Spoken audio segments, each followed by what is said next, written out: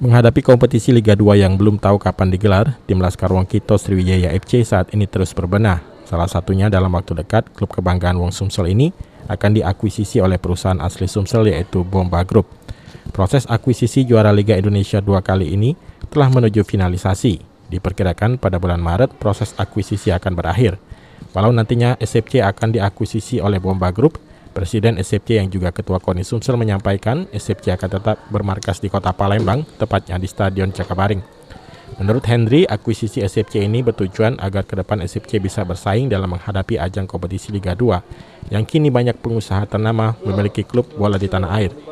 Akuisisi juga bertujuan menurut pria yang disapa HZ ini agar SFC bisa lebih profesional. Sriwijaya FC sekarang ini harus ada orang seperti Bomba Group yang menangani SFC, karena kita berhadapan dengan para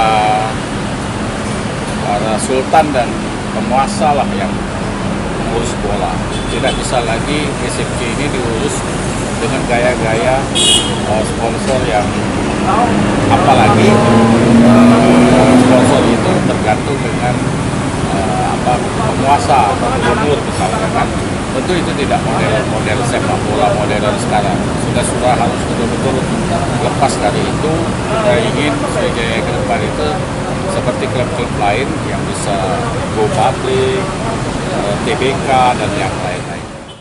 Rencananya usai proses akuisisi selesai dilakukan, barulah manajemen baru SFC akan menentukan formasi pelatih maupun pemain yang akan bertarung pada ajang kompetisi Liga 2 mendatang.